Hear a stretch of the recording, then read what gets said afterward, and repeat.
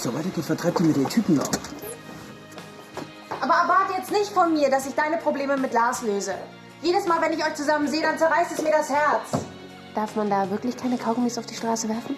Für gewöhnlich konsumiere ich keine Kaugummis. Das kann ja heiter werden. Zwischen uns ist es aus. Aus? Begreif das endlich. Ich liebe dich nicht mehr. Carla ist.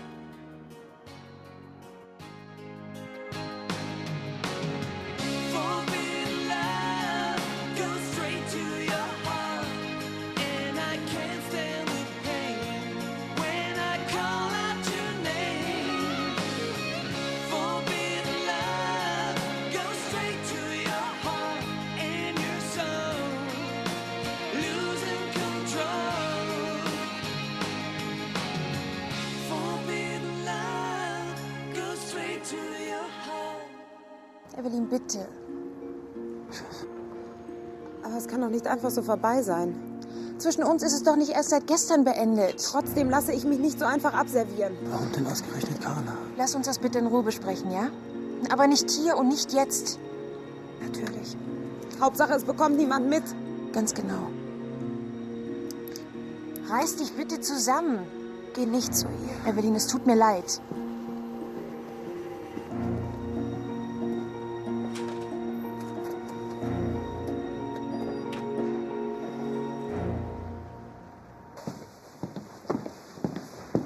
Ah, Benedikt, haben Sie meine Schulsachen gesehen?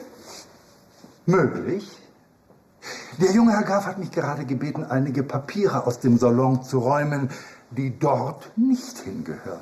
Dann werde ich die da wohl vergessen haben. Das könnte gut sein.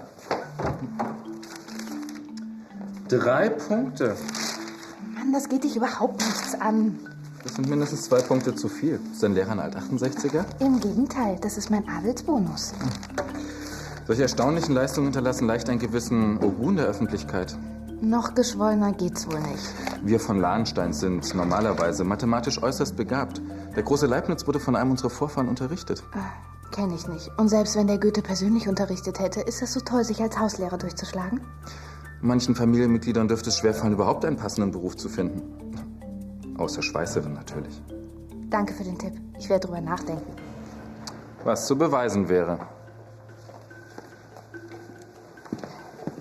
Wie ich sehe, haben Sie Ihre Sachen gefunden. Ja.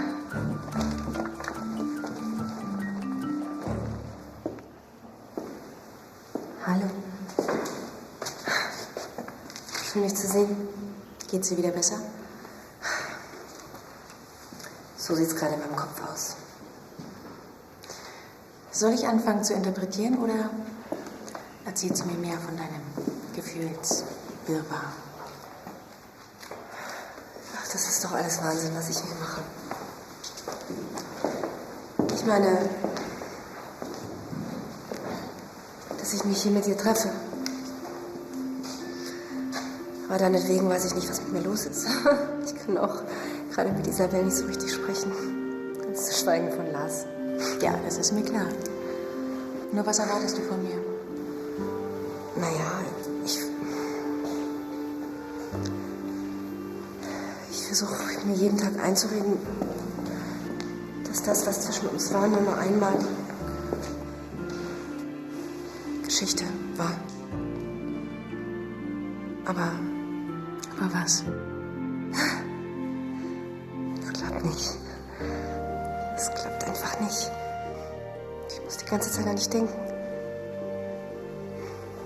Ich träume auch manchmal nachts von dir. Carla, du bist eine Frau. Und ich liebe Lars.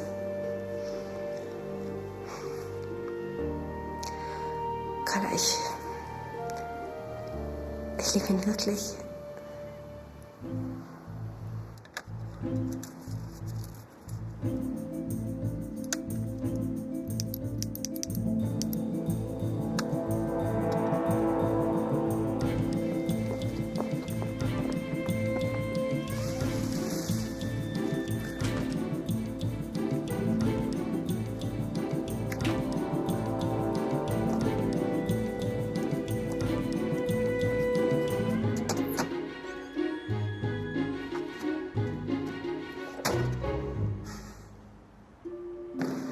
was mit uns nicht passiert wäre, wärst du dann glücklicher mit deinem Freund? Wenn du die Möglichkeit hättest, unsere Nacht ungeschehen zu machen, was würdest du tun?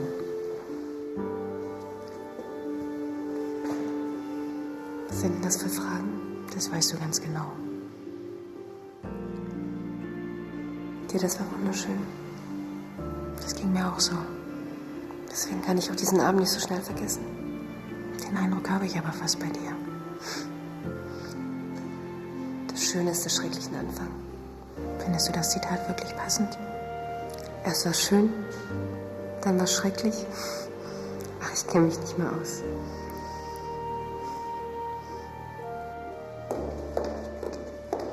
Du kannst mit mir nicht umspringen wie mit jeder x-beliebigen Angestellten. Evelyn, ich hab dir doch gesagt, wir klären das später. Weißt du, wie mies das von mir ist? Wenn du mich brauchst, bin ich dir gut genug. Evelyn, bitte nicht hier. Von mir aus kann sie es ruhig mitkriegen. Ich habe keine Geheimnisse vor ihr. Und lassen Sie endlich die Finger von Carla.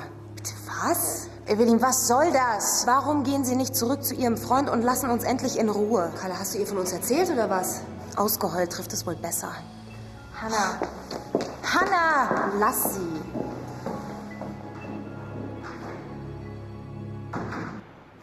Ist Nico auf ihrem Zimmer, Herr Schumann? Das nehme ich an.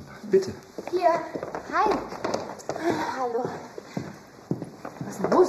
Gefahrenverzug. Du lebst doch ständig am Rande der Katastrophe. Diesmal ist die Sache nicht nur hoffnungslos, sondern auch ernst. Mathe-Klausur.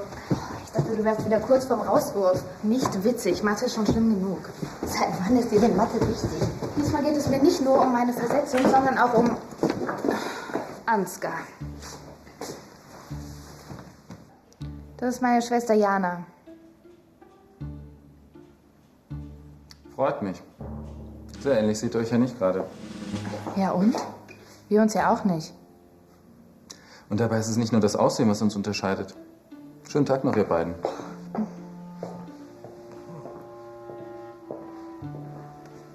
Aber was ist denn das für eine?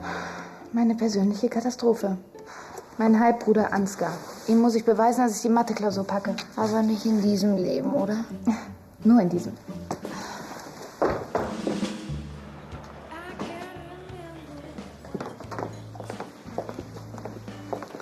Hallo Angelo, ein Espresso bitte. Sofort. Lars! Sag mal, was ist denn passiert? Eine Schlägerei etwa? Nein, wie kommst du denn darauf? Naja, viel Fantasie braucht man nicht. Und als Anwalt? Dein Witz wäre auch nicht passender gewesen, wenn ich jetzt nicht arbeitslos wäre. Also? Ich bin durch den Wald gelaufen, mir ist ein Ast ins Gesicht geschlagen. Und da heißt es immer, Joggen sei so gesund. Ich glaube, das habe ich heute schon mal gehört. Dankeschön. Ich sage ja immer, Sport ist Mord. Ich bin gleich wieder da.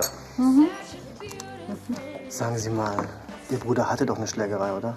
Naja, Sie haben es ja mitbekommen, er streitet es ab. Sie können sich gar nicht vorstellen, Angelo, wie wild Lars früher war. Haben Sie denn mit Carla schon über den Vorfall gesprochen? Carla ist diese ganze Geschichte ziemlich unangenehm. Deshalb bittet sie darüber, kein Wort zu verlieren. Sie hat sich kürzlich von ihrem Liebhaber getrennt und der kann sich nicht damit abfinden. Und der hat die beiden Gorillas engagiert? So ist es. Die beiden Typen waren eigentlich auf mich angesetzt. Es tut mir leid, wenn ich sie damit reingezogen habe. Klingt zwar ein bisschen merkwürdig, aber was soll's. Bis später. Später.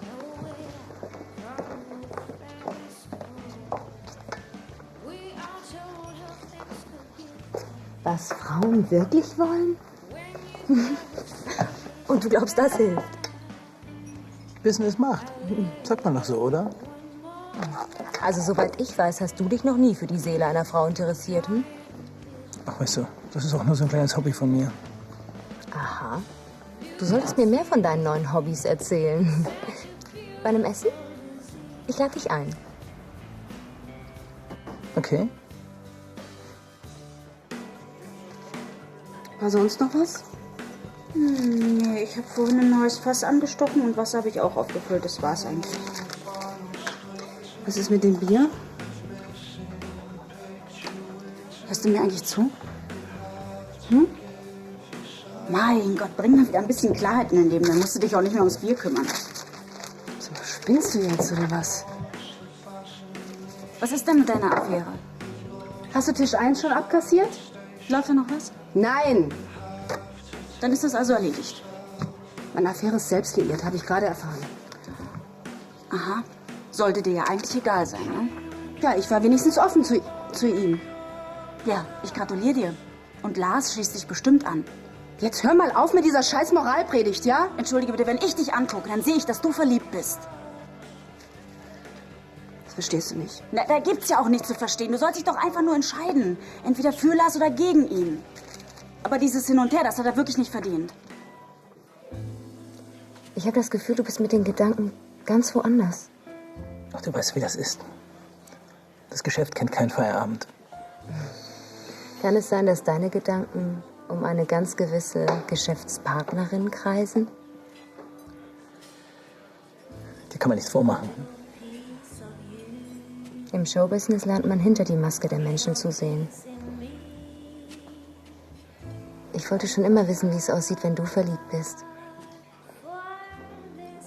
Sehe ich denn so verliebt aus? Total.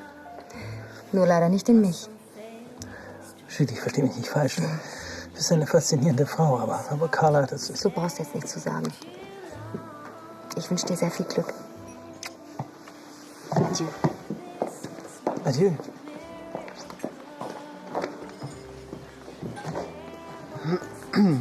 Ja, bitte? Wünschen Sie noch etwas? Die Rechnung, bitte. Das hat die Dame schon erledigt. Sie waren eingeladen. Ja. Da trifft man eine faszinierende Frau, die einem sehr deutlich zeigt, dass man ihr nicht egal ist. Und dann kann man nichts damit anfangen, weil man selbst verliebt ist, unglücklich in eine andere Frau. Können Sie das verstehen? Ja, Ja?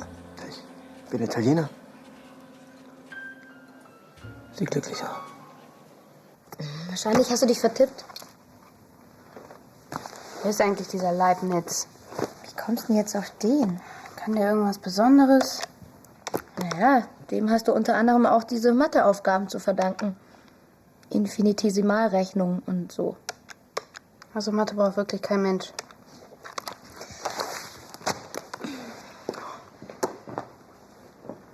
Kannst du mit Jacke besser rechnen? Nee, aber besser fahren. Ich wollte doch noch zu Andi. Na super. Sorry, aber ich kann dir hier doch sowieso nicht weiterhelfen. Und sowas hat dann Mathe-Leistung? Ja? Oh, das sieht nach Arbeit aus. Ja, Mathe. Und, kommt ihr klar? Na logisch, wir sind mit Rechnung groß geworden. Ja, dann will ich nicht weiter stören. Wir sehen uns später. Wiedersehen. Tschüss. Wieso lässt du dir nicht von ihm irgendwie Nachhilfeunterricht bezahlen? Damit er merkt, wie schlecht ich bin? Ansgar und Carla waren super gut in der Schule. Da will ich nicht wie ein Vollidiot dastehen. Aber du würdest dir bestimmt leichter tun. Und Ansgar denkt dann, ich kann das nicht alleine? Auf die Meinung von diesem Typen kannst du doch sowieso verzichten. Ja, eigentlich schon. Aber ich will mir vor allem nicht die Blöße geben. Naja, dann noch viel Erfolg. Danke.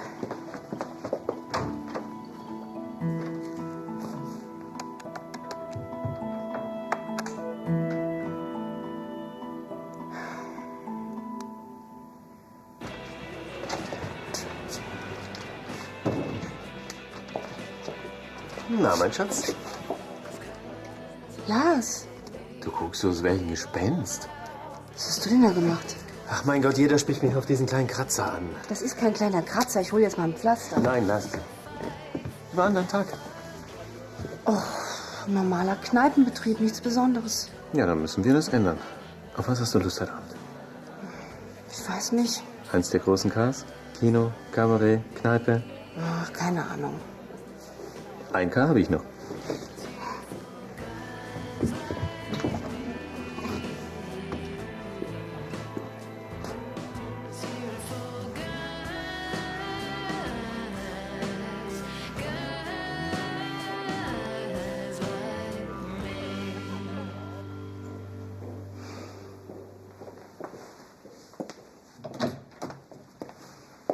Du wolltest mich sprechen. Wie kannst du mir in der Öffentlichkeit so eine Szene machen? Ich wusste einfach nicht mehr weiter. Evelyn, wir hatten eine Abmachung. Carla, ich wollte das nicht. Kannst du dir vorstellen, was passiert wäre, wenn mich jemand erkannt hätte? Zum Glück waren keine Reporter in der Nähe. Das wird nicht wieder vorkommen. Nicht auszudenken, weil meine Familie erfahren würde, dass ich lesbisch bin. Ich habe vorhin den Kopf verloren. Ich liebe dich und will dich nicht verlieren. Wir hatten eine Affäre. Ich habe dir nie mehr versprochen. Trotzdem. Eine Affäre ist doch nur dann möglich, wenn keiner an den anderen Forderungen stellt. Danke für die Erklärung. Und du kannst das jetzt alles so abhaken? Ich meine, immerhin arbeiten wir zusammen. Wie soll das weitergehen? Deshalb ist es besser, wir beenden noch dieses Verhältnis. Um deine berufliche Zukunft brauchst du dir keine Sorgen zu machen. Wie nett von dir. Es tut mir leid, Evelyn. Wirklich. Im Schauspielhaus, da läuft gerade ein Stück von Sarah Kane. Meinst du, Charlie steht auf moderne Stücke? Wieso denn Charlie? Ja, ich habe gedacht, wir würden sie dazu einladen. Also erstens sitzt hier jede freie Minute über ihren Umbauplänen und zweitens ist englischer Sozialrealismus nicht gerade ihr Metier.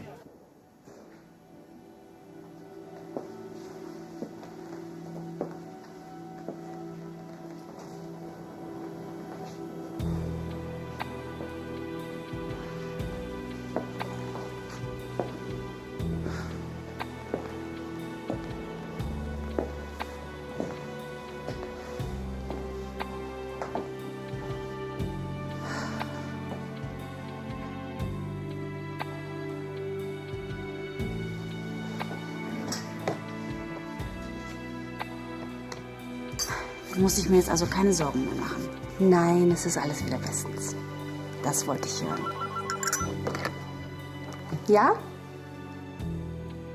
Hannah? Hast du gleich Zeit? Wieso? Ich muss dich unbedingt sehen. Ich halte das für keine gute Idee. Es tut mir leid, wie das Treffen heute Mittag gelaufen ist. Der Auftritt von Evelyn, das war... Och, ich fand das sehr aufschlussreich, so zu erfahren, dass du eine Freundin hast. Mit Evelyn ist es vorbei. Du hast mir immer vorgeworfen, dass ich nicht ehrlich zu dir bin. Und du? Ja, ich weiß, es war ein Fehler. Und behalte ab sofort für dich, was zwischen uns gewesen ist. Das geht niemandem was an, ja? Natürlich. Mehr habe ich dir nicht zu sagen. Tschüss. Ich hab die Karten. Wunderbar.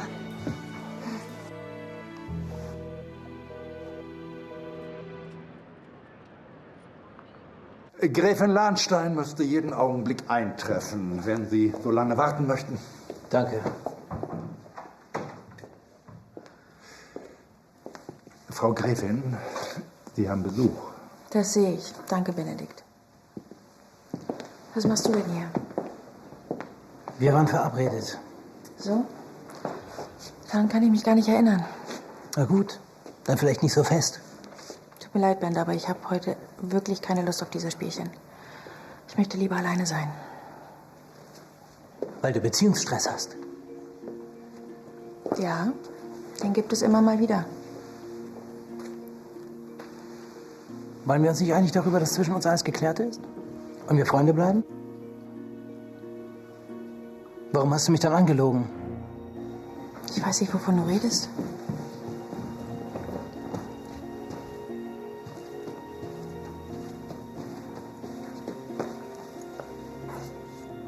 Hi. Hallo. Alles klar? Wir haben etwas Wichtiges zu besprechen.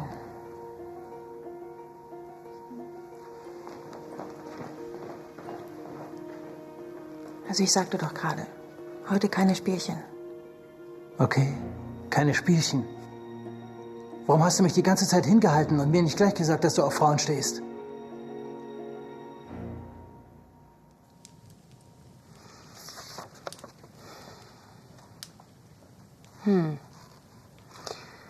Das ist alles schon so lange her. Und ehrlich gesagt, war Mathe auch nicht mein Lieblingsfach. Tut mir leid. Und jetzt hat die Rosenheim AG eine Gewinnwarnung rausgegeben. Dann sollten wir Ihren Aktienkurs im Auge behalten. Ja, das könnte interessant sein für uns. Frag doch mal hier unsere beiden Mathe-Genies. Probleme? Nein, eigentlich überhaupt gar nicht. Ja, zeig doch mal. Also, wenn wir pünktlich zu dem Empfang da sein wollen, dann müssen wir jetzt los. Ja, das sieht doch schwerer aus, als es ist. Ja, und wenn du nicht weiter weißt, Ansgar hilft dir sicher gerne. Schönen Abend noch euch beiden. Bis später. Tschüss.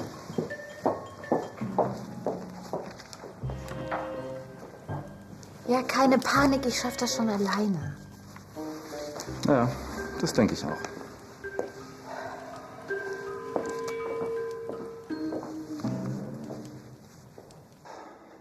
Und wenn du es 1000-mal leugnest, ich weiß es. Jetzt warte.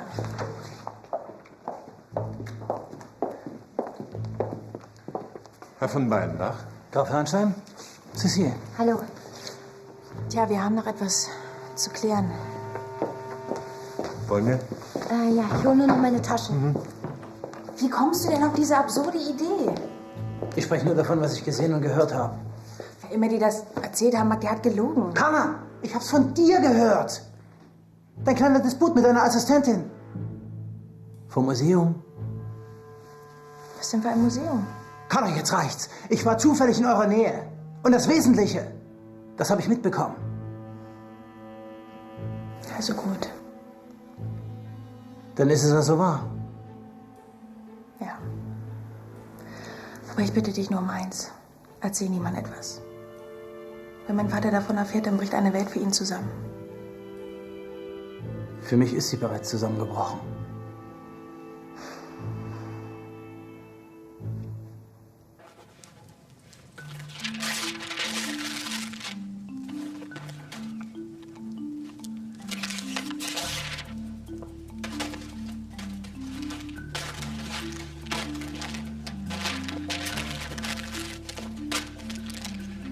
Mit Trotz allein wird das natürlich nichts.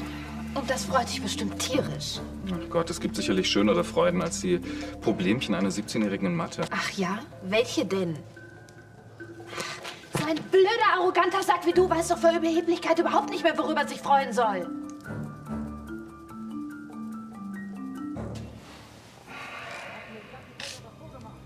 Persönlich mit dir zu tun. Meine sexuellen Neigungen gehen aber niemandem etwas an. Was für eine Freundschaft soll das sein, wenn du mir nicht vertraust? Ich bin dir doch keine Rechenschaft darüber schuldig, mit wem ich ins Bett gehe. Deine Bettgeschichten sind mir mittlerweile scheißegal. Aber was ich mich wirklich frage ist, warum ich überhaupt noch dein Freund sein soll. Kann dir das alles...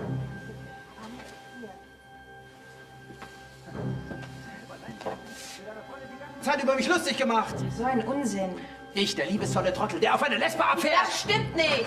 Was ist hier bitte los?